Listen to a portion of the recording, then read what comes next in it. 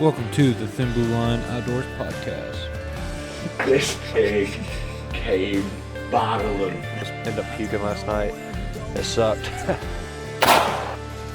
Whoa! Ah! We gut it, we wrap it in tinfoil, throw it over the fire. All right, everyone. Cody Johnson here with the Thin Blue Line Outdoors. This is podcast 87. Like I said, I'm trying to get these podcasts back and forth. Summertime's a little harder to stay on track with these podcasts because, you know, there's not a lot of hunting going on. But I got the Redcoat here, Ryan. We've been pretty busy the last month, I would say. Ryan and I have in particular. Getting a lot of stuff done. We got a lot of things we want to cover, kind of give you guys a heads up of what we plan on covering today. Ryan and I are going to talk about our farm weekend that we spent at his place and a little bit at my place, where we did some food plots, some tree stand stuff at his place, did some blind work at my place, and we also did some jugging. Then Ryan and I also got lucky, and we went on a salmon fishing charter with some other guys. We'll talk about that here in a second. But yeah. Well, Ryan, since I last saw you, how you been? Oh, been doing well, mate. Still keeping up with me 2-a-day workouts, which has been walloping me, but it's for the good. So I'm excited about that. I've been getting some gorgeous trail cams through since me and you went to that farm. And I said this last year, and I'll say it again, mate. It just, even the littlest things that you can do on the farm don't have to make a difference. You know what I mean? So obviously we're on top of a well-established trail. We knew the trail's well-established on that. But just the little things, I think, creating them trails and doing a little bit of weeds whacking here and there.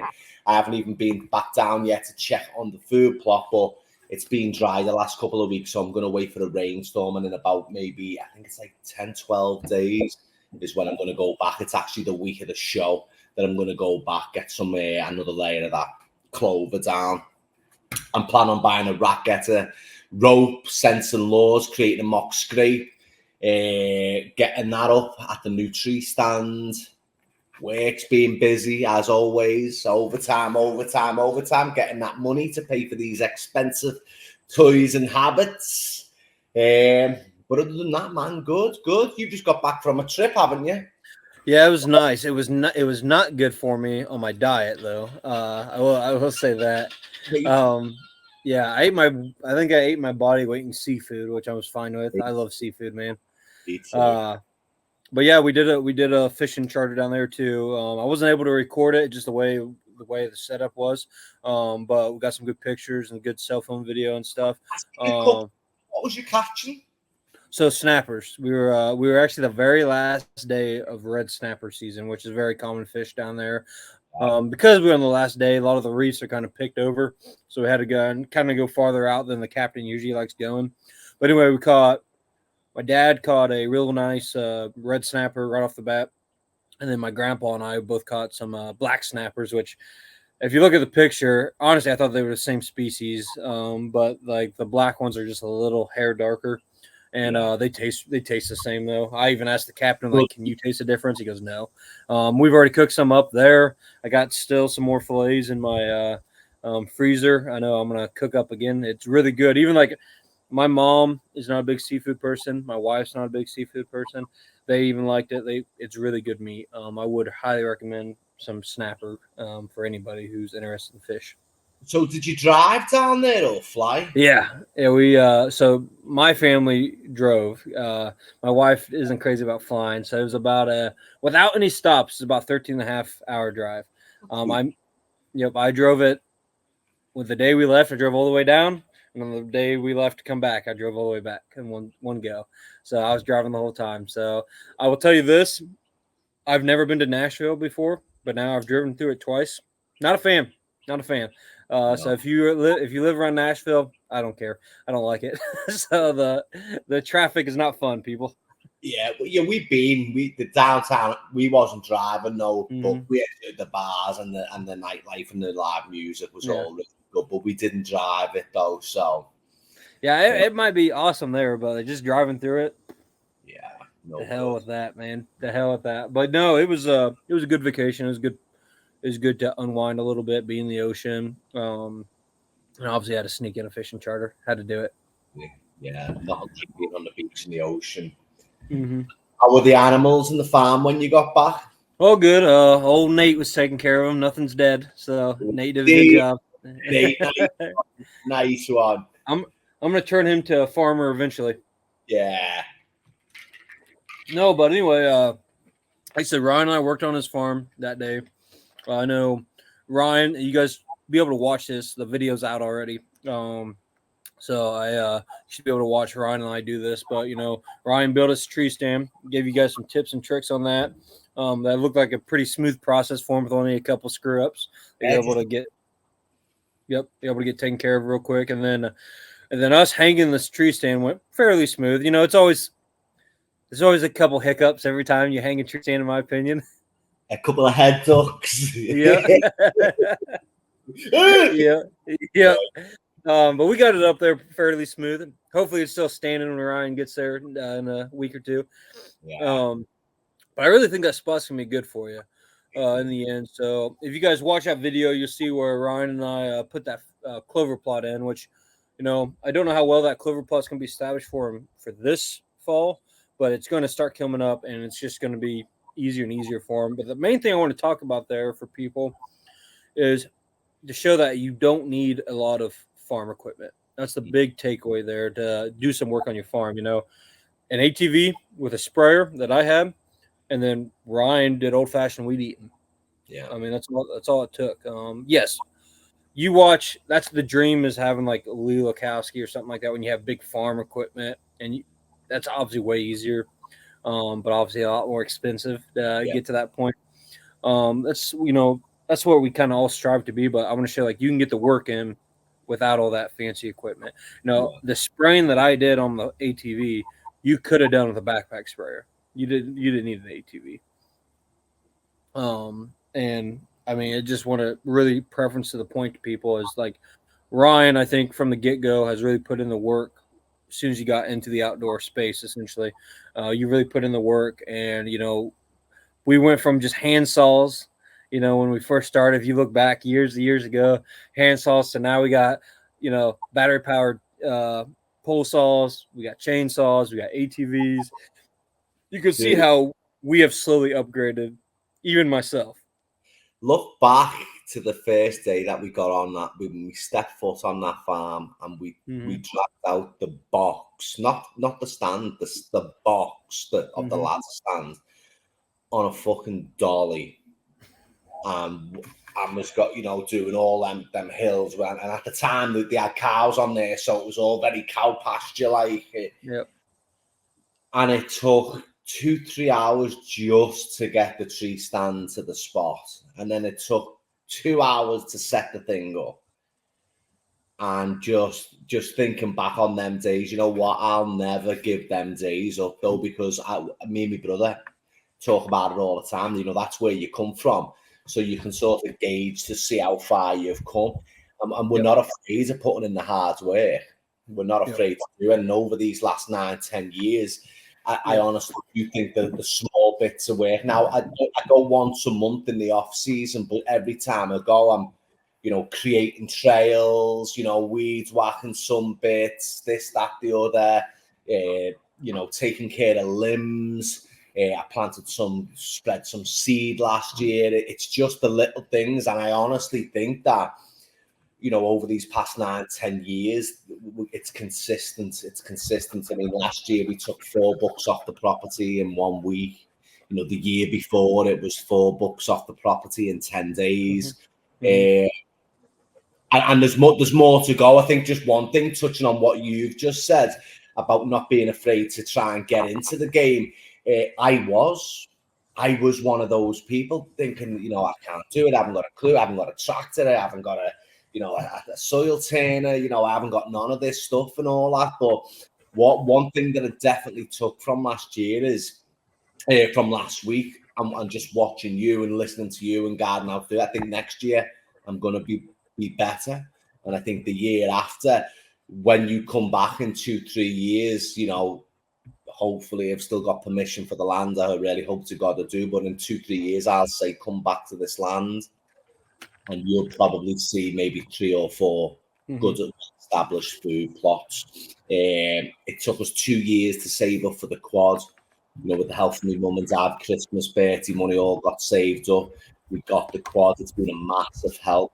And you did some research for me last week on a battery-powered sprayer and boom for it. So next year, I'm going to have that before spring turkey. And then I'm going to do all my spraying after the finished spring turkey. So that's the goal for next year. As I say, we never stop. You should always be planning. You fail to plan, you plan to fail. I've got big dreams, big goals, and I already know sort of which steps I need to take to get there. And it's going to start in the spring with a brand new sprayer, chemicals, and I'm going to get established food plots. Even if it takes 2-3 months spraying these plots, make sure all that weeds and grass is gone. Then plant it through the spring, constantly topping it up through the summer, and hopefully by fall, in 2-3 years, there'll be 3 or 4 kill spots / food plots. Yeah, it's when you get in this land management game, it's kind of like it's a double-edged sword because I can't wait for deer season. But all the stuff that I wanted to get done, I haven't got done. I got a lot done, but I didn't get everything done. And so it's always like, man, I'm already looking forward to next off season to get the stuff done that I want to get done. But at the same time, I'm ready for the deer hunt as well. So just never enough time. Which, speaking of which, talking about that clover seed, when I was on vacation, we got a lot of rain here. Did you guys get rain down there? Do you know? Well, we were away for 4 days last weekend, and the weather is different where the farm is. I haven't seen rain here since I've been back, so all this week. And then when I checked on the map, it was looking for Mercer County. It was looking dry. Hopefully, got some rain. I know we got a lot of rain here, and I had just planted some brassicas, turnips, stuff like that right before I left, and they're already popping up with all that rain we got. So I knew we had rain coming, so I made sure it was the last day I was here, I got it in. Brilliant. Yeah, I'm the same. I've still got things that I want to do this year. There is still a couple of trails that I'm going to weed whack and establish. Get them all dying off at least before the season that I want to do. And as I say, I want to create a couple of mock scrapes in front of our 2 main stands. I want to, I'm going to get the rope with the scents and laws. I'm going to start introducing the scents and laws right now to it. I want to get some limbs cut down on the new tree stands and the old tree stands. I just want to be fully prepared, make sure I've got my shooting lanes ready to go for season, because my plan is, I've still got 2 personal days left that I haven't used, and I'd really like to keep hold of them personal days because I want to do a 3-4 day opening day, what I mean? And I was speaking to our Ash yesterday, and I said I was going to ask you anyway if I can get the 3 days in a row off, or 4 days in a row off, or whatever. I'm maybe doing a camping trip down there, and if you wanted to do an opening day or 2 with me, that's my plan. I'd like to be there for 4 days. There's a possibility. We'll have to, we'll have to talk more off air. But my brother Colton, which I hope he watches this, because shame on him, he's getting married October 5th. Why he would pick to get married during deer season, I don't know. I already given him a hard time about this. When he's like, well, it's better than November. Well, yeah, but it's still October. Yeah. So I've been giving him a hard time about that. Cut you out of it then. I try and do a camp trip, but the opening day, just ground myself to the land, just me in a tent, and me and the bow and all that. I always like to try and do an opening, because usually that's the last week of decent weather for a camping trip is around that first week of October. But I do do 2-3 days. And as I said, even though I've still got stuff to do this year in preparation for 2024 deer season, I've already got so many ideas and sort of game plans in the making for next year. As I always say, every year you learn, every year you've got to get better, every year you get bigger, and you've just got to keep pushing forward and, keep hammering, mate. And that's my goal. And I think next year it's going to be even bigger than this year. So I'm very excited. Maybe start bringing them bigger bucks onto our lands and keeping them there, you know what I mean, a little bit longer. Nope, I would agree. So I know, kind of get off the deer hunting topic a little bit. If you guys actually, is funny. I think Ryan and I had the same idea about the social, the reel I posted yesterday, and kind of what Ryan posted today. Wow. We've had a busy summer. We've definitely made the most out of it, and we not only did we do some jugging at my place, which I'll get Ryan's take on jugging here in a second. But we've done a lot of fishing. I still haven't done as much fishing as I would have liked to this year, but I did have done quite a bit of fishing. First things first, I was happy to take Ryan jugging for the first time at a local public land spot that we have. What was your opinion on jugging for the first time? I had a blast. I mean, you know what? Being out there with you and your dad, I mean, being with your dad's always going to be a great time, man. The stories, I just think of like a highlight. There's a story every like 5-7 minutes, and they're like not just that old campfire story. They are good stories that I'm like, wow, what a life to live. But man, Jugging, I had a blast. Like I think I got 2 new species off my list. I got gar and I got a dolphin. I knew of them, but I never caught them. And it was funny because I was only just talking to someone about a gar a couple of days before, and I ended up snagging a good load of them. I got a good size. What was it? A bullhead. Yep. Yeah, big bullhead. Have you ate it yet? No, I haven't got ate it. Been smashing through everything else. Yep. I'm sitting there though. But I had a blast. I think it's such a fun way of fishing. Took me 1 or 2 tries to get used to the swift movement. It took me a little bit of a try, but man, I had an absolute blast. I think what a great way to fish. Yeah. And for the people who don't know what jugging is, originally came from jugs, but you used to take like a milk jug or something like that. You drill a hole in it, or you don't. Yeah, you can drill a hole in it, or you tie around the handle part. But you would put a hook on it, bait, throw the jug out there. When the jug starts bobbing, you got a fish on. Well, we started doing this years ago. Instead of jugging, we take pool noodles. Because the problem is with the jug, you start leaking water, you're going to lose your jug. With pool noodle, you're good. That and it works easy for a hook storage. You can just put the hook right into the noodle. And so we've been jugging that way for years now. And I had been a while since I had went jugging, but we knew Ron was coming down. We're like, oh, perfect excuse to go out there. And yeah, we didn't catch as many catfish we wanted, which we only had 2 on that we know of anyway. But yeah, we caught, at least 5 gars, maybe more. It was a lot of gars. And then that one bowfin. We did lose a decent sized cat. Well, when I say we, I did lose a decent sized cat.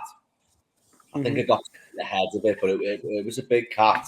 Yeah, it was good. It was a good cat. No, and then you caught that bullhead, which bullhead's good eating. That's one of my favorite too. So, but yeah, we went jugging, and then probably my favorite. Yeah, I'd say my favorite trip, as for the brand anyway, that I've done this year was that salmon fishing charter. It was a blast, man. So Ryan and a couple guys did this charter a couple years ago, and I got to edit it, and it looked fun editing it and stuff. But we had already planned ahead of time. We knew Moyes, Ryan, Jesse, and I were definitely going to go. Then we invited 2 of our new team members now.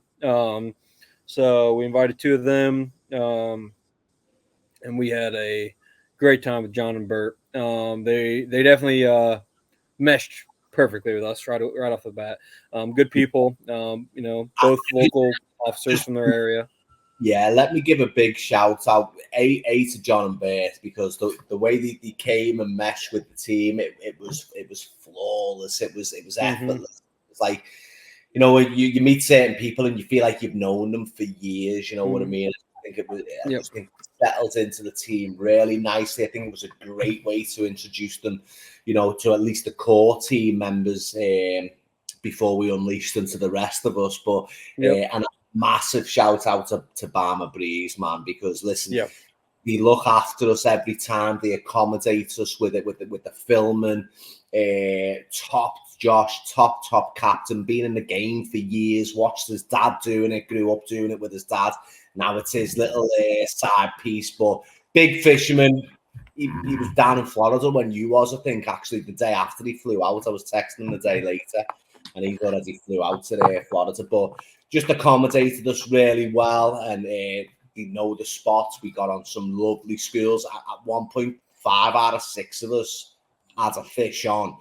And the only reason why it wasn't 6 of 6 is I think that the 6th man was in the toilet taking a piss. But they put us on it. So big shout out to Josh and the first mate on Barmer Breeze, and big shout out to the new team members for making it flawless and effortless. Yeah, so I've went salmon fishing before, but we were in Alaska, and that was just a whole new way of fishing that I hadn't been a part of, and I really enjoyed it. I really enjoyed the trip, and it flew by. Which, mind you, we limited out earlier than what we needed, but yeah, it flew by. I had a great time, and I think it's probably going to be almost like a yearly thing. We're going to try to do it now. I think it has to.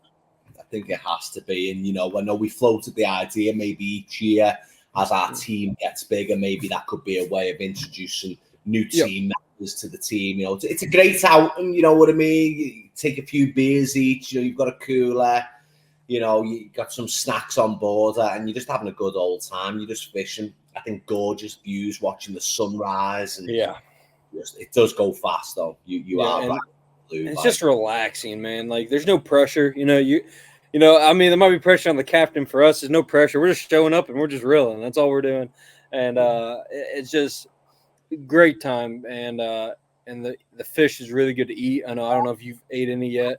I know I smoked some, and then I made the smoked. I turned into salmon patties, which I know Ryan and I talked about, and they're really, really good. I would definitely recommend you guys can check that Catch and Cooked recipe on our YouTube channel. But it was really good. Yeah, and I want to make some of that salmon cakes. I've got some salmon out for tomorrow. I'm off today and tomorrow, so I'm going to cook us dinner tomorrow, and we're going to be. I don't know how to do it though. I don't know whether it's like pan-seared it. I don't know whether it's oven it. That's what the guy I stole the recipe from. He pan-seared it. No, I used the Blackstone, but that's what he did with like a cast iron pan. So, but I mean, any you cook it, air fryer, pan-sear, oven, grill, flat top, anywhere you cook salmon, it's so nice, it's so fresh. And I don't know whether you have to look at your fillets, like that the lines going through the fillets and the color is spot on. So, definitely. Everybody should check out Barmer Breeze. Yeah, I think me and Jesse ended up with like 40 odd fillets each. Look like a lot, because I don't know, like I forget how many packages I did. I gave a lot away, just because I'm the only one that eats it at my place. But I know, like I think I did, like, just for portion wise, I think I did half a fillet in each package. I think, because they're big chunks, and salmon's a very, very dense meat. It fills me. I know it fills me up pretty quick. So like I got a lot of vacuum seal bags full of salmon, which I gave some like to Nate and a couple others that wanted to try some. But yeah, it's really, really good. But one thing I want to talk about with the salmon fishing thing, and this is just a perfect segue. John and Bert, I almost called him Buck. John and Bert, they did it the perfect way, and this is what I want to talk about. We go to these shows, which we'll talk about a show coming up here soon. We go to these shows, and a lot of people ask us how to join the team. And I've told people, and it's not that I'm trying to be, inclusive and not let people on the team, but we're slowly growing. I don't want a whole bunch of team members out there that I don't know. I want to know everybody personally. And so until John and Bert, everybody who had been on the team, either I knew or another team member knew, and they were a close friend, and they vouched for him. So we have that interpersonal relationship, because I don't want to ever get to a point where it's just a whole bunch of names and I don't know you, your family, your kids, blah, blah. Like, I want to know you personally. So the people who come up to us at the booth and goes, "Hey, I'm thinking about joining," I always tell people, "Hey, you need to text me, email me, reach out to me that way, and we'll start talking." Because again, I need to get to know you. I'm not going to just say, "Yeah, we're never going to have one of those pro staff like, give me your money and you're in," we're never going to be that way. I don't want to be that way. That's not how we are. No, what you need to do, I got a wasp here. Where'd it go? Yeah, Try not to get stung here. we don't want to go down that route, I think, because there's already too much money in hunting. Now, if you take a look around, getting into hunting is difficult as it is. You know, you've got people, prices for land or leases is just astronomical. And for the everyday working man, you know, you're not going to be able to afford that, you know, and you've got your gear and you've got, you know, your guns, your ammunition, which is already very expensive. You know, you've got all the equipment that you need, all your butcher and stuff, you know, everything, it just costs so much. And with the price of land, the price of leases, it's already a lot. So, you know, I think keeping it, you know, we are working men, you know, men and women, we're working class, with frontline, with first responders, you know. So if we can keep the price or cost down as much as we can to get people into the game, then I think we're doing a good service for the whole game itself. Yep, nope, I would agree. And there's plenty of pro staff companies out there. If you want to just be a part of pro staff, go do one of them. And they're good companies. I'm not saying it's not our style. You know, but John and Bert, they both did a little different. You know, John had his own YouTube channel for a while. He reached out to me, asked for some advice. We went back and forth for a while. You know, we essentially became friends online. I know he was on the podcast, and boom, we had the same fishing. I'm like, perfect opportunity, come fishing with us, John. And you know, he went great. Bert, I met him at the Illinois Deer and Beer Fest last year, and you know, and he was one of those guys. Introduced himself, told me where he worked, and you know, he says he would love to get on the team and stuff. And I'm like, yeah, you know, reach out to me. Listen, nobody has reached out to me about actually being on the team except for Bert. So when I tell people that, I totally don't expect them to reach out, because they don't. You know, it's a lot of, you know, talking, but you know, I want, show me that action. Well, Bert reached out to me a few months later, and said, hey, if you actually are taking people on, I would love to actually talk to you. So Bert and I end up having a phone call conversation. You know, I told him the same thing, like, hey, I got to get to know you. Got to make sure you mesh with us well. And I'm like, we got a salmon fishing trip coming up in the summer. You in? And he's like, yep, absolutely. And there was something that him and John had never done before. And and like we said before, John and Bert meshed with us great. You know, bullshitted with us, had a good time, and it was just absolute blast. Yeah, that's one of the things I appreciated about the two of them, the fact that they followed through. You know, a lot of people are all talk, or you know, something comes up, or yeah, you know, I hear this a lot. Yeah, I want to go hunting with you. I want to go hunting with you. Or yeah, I'll do this. I'll come and help, and I'll do this. And then you know, last minute, yeah, sorry, I can't come or I can't do that. But you know, the fact that they came, and said, you know, I'll go and we're in, and they actually showed up. It was a big drive. You know, for a lot of folks, you included there, boom. So it was a big drive, and man, they showed up. They absolutely rocked it and met. We had a lot of bullshitting, and it was a really good time. It just went too fast. It really did. I could have stayed on the water with everyone all day. Yeah, which you know, that's something, that lake trout. We might have to look into some of that in the future. 8-hour day, that'd be fun. Brilliant. Yep. But no, that's, if you guys are actually interested, anybody interested actually joining the Thimble Outdoors, something like that's a proper way to do it. You know, reach out to I don't know what that is. But yeah, reach out to us that way, and we'll figure something out there. But no, again, salmon fishing is fun. What else did we say we were going to talk about, Ryan? I feel like there was something else. Well, we've done salmon fishing, we've done some jugging, we've done our prep work, we've got some future plans coming up. We have got the show. We got the show. Thank you, keeping me on track. Is it? Yep. So yeah, at the Illinois Deer and Beer Fest, guys, it'll be our second time going. Super excited for it.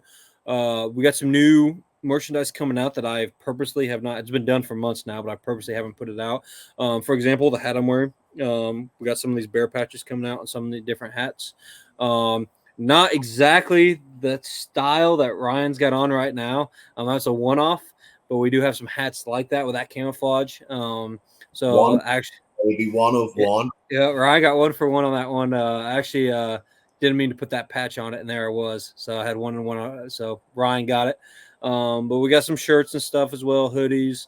but a lot of different hats, you know. And then the big thing we have new is you guys have been following us on social media at all. You know, we've been teasing it now for months. We got our own coffee line finally. So we got our patrol roast, baby. we got our patrol roast. Super excited for that. Yeah, it's been a while coming. Our Grounds Coffee with the hookup. Check out that podcast I did with him. There's the podcast before this.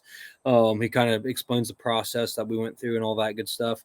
But yeah, super excited for that. A lot of you followers who are listening right now love the coffee. I know as hunters and outdoorsmen, I know you love the coffee. Listen, special batch. Get out there and purchase an order. When you buy the Thin Blue Line outdoor coffee, you're supporting the channel. Correct. And that's how we're going to grow.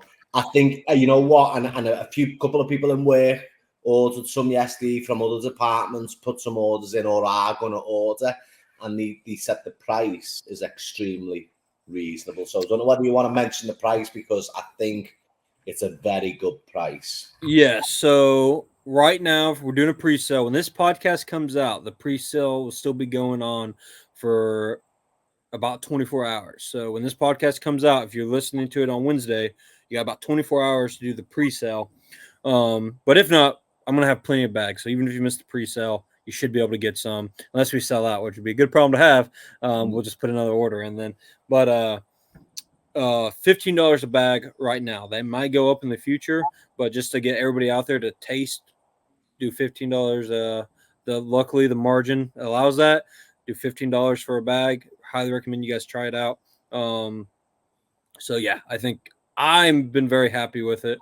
You know, you get whole bean or ground option, whatever you decide. I know most people probably get ground. My recommendation to you is step up, get a grinder, and do the whole bean. I promise you it'll taste better.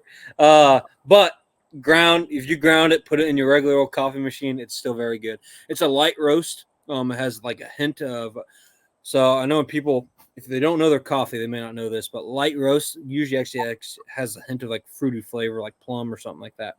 This is on that lighter side. That's what I like the best. A lighter roast also has a little bit more caffeine to it. A lot of people don't realize that. You know, oh, dark roast, tough coffee. No, that actually, the longer you roast it, the more caffeine that comes out from it. Yep. So you get a light roast, a little extra caffeine in there, keep you energized in the deer stand. So yeah, I'm very, very happy with how this turned out so far. Our Grounds, Ed's been great to work with. It sounds like maybe we have some future stuff coming up with him. And yeah, we will have those bags for sale also at the Deer and Beer Fest. So come see us there to check everything out. I think it's our last show of the year. It's always a good time. It's a very fun atmosphere. You know, I feel like the Iowa and the Deer Show, very good shows, really like them. But you know, it's like we're all coming down from the high of deer season. You know, like deer season's over. There's nothing to hunt now except maybe turkey's coming up. You know, there's less action.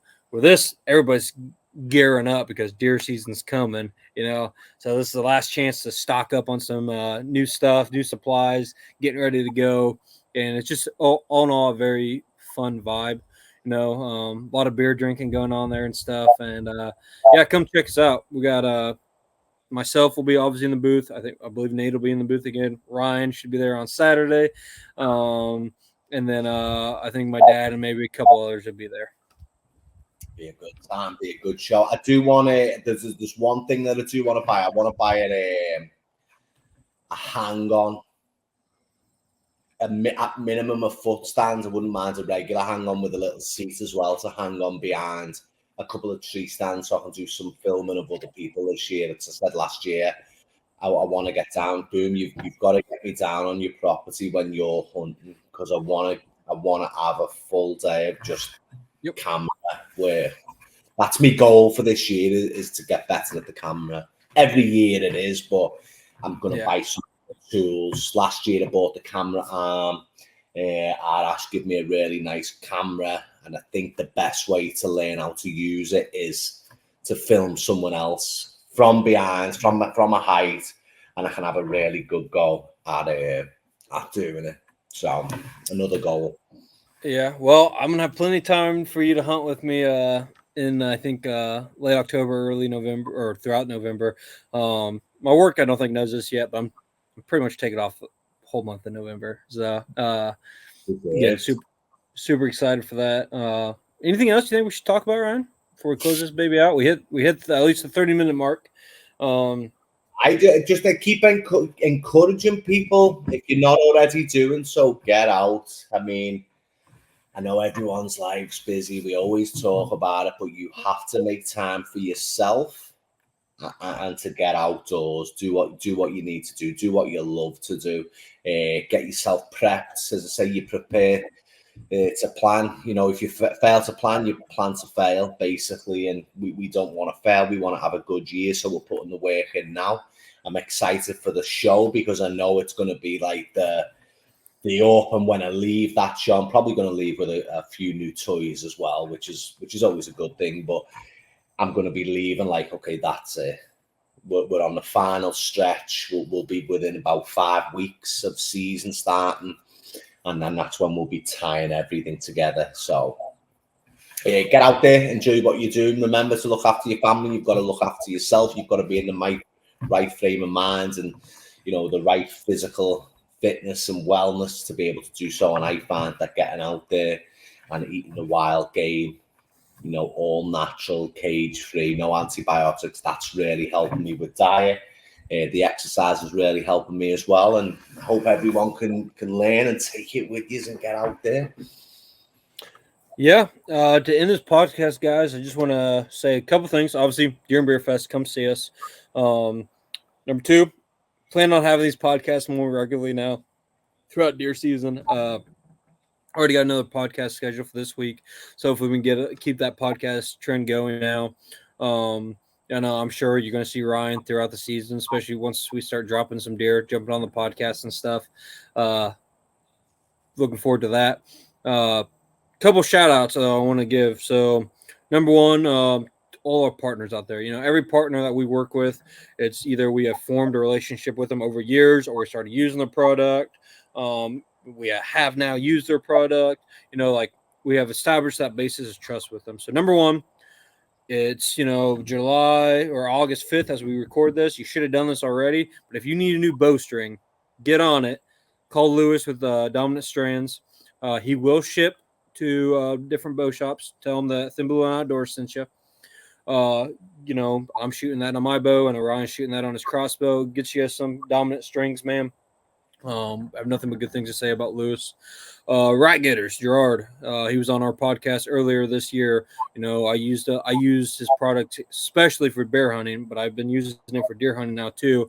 The rack rope, first time using it last year, had great success with it. I think Ryan's going to be very happy with it using it this year.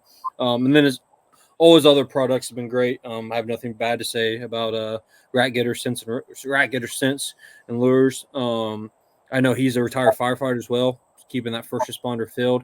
Definitely check him out, guys. Nathan from Mr. Rubb, we're gonna be sharing a booth with him at the Deer and Beer Fest. So come see both of us. We're side by side, right next to each other.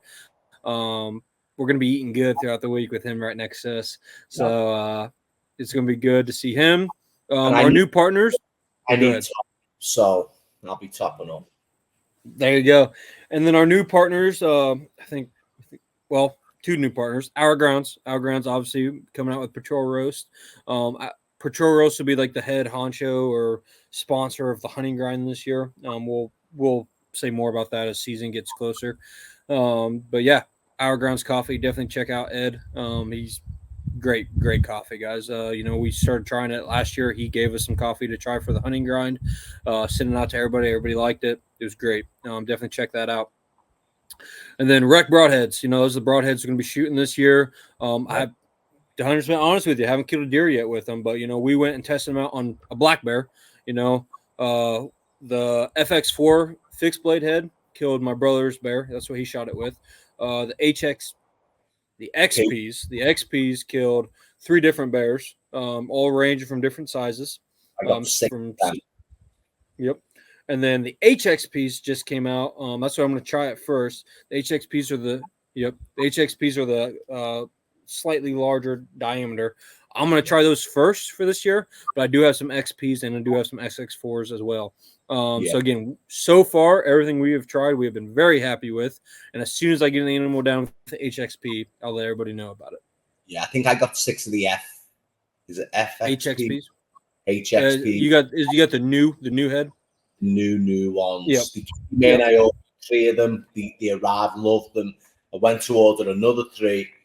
They were already out. So then I went on a waiting list, and I got my waiting list email saying they were back on. So I ordered another 3. So I'll be shooting exclusively them this year. And I believe they're a 2.25 inch diameter. I think that's right. Which is an extra 1/4 of an inch bigger than what you'll typically get with your Rage and other big broadheads like that. But I'm excited about them. Yeah, to talk about those a little bit, main thing I've noticed when we went on that bear hunt, man, they're just built beefier. They're American made. Like I held them side by side, a Rage tri-pan that I used last year, and they're just, even though the way they're saying, they're just a beefier head, and they seem to take more. I think they would take a more durable impact, which is different broadheads test out there. I do compare the two, so you can go watch those. But again, American made broadhead. Matt and Alex, I had them on the podcast to talk about wreck broadheads. Great guys, and again, super excited to get some animals down with them this fall. I think most of the team, if not all the team, is going to be shooting those. When we do have a code, you can see the description of this podcast, save you guys a little bit of money on buying some if you want. But yeah, definitely get on that, guys. That was podcast 87. Super excited. Ryan, I'll let you close us out. Guys, as always, it's been an honor and a privilege. Keep doing what you're doing. Keep getting out there.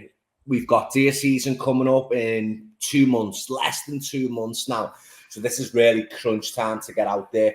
We appreciate all the support, okay? We appreciate every single one of you that watch, like, share, follow, subscribe. We can't do it without you. We do it for you. That's what we're doing it for. Make sure you go out and buy some of that coffee. It's going to be a real big help to the channel. And again, it opens up many doors for the future. We appreciate you, we love you, and we can't wait to bring home the bacon this deer season, baby. Keep getting out there. The Redcoat here with the thin blue line outdoors. See you guys.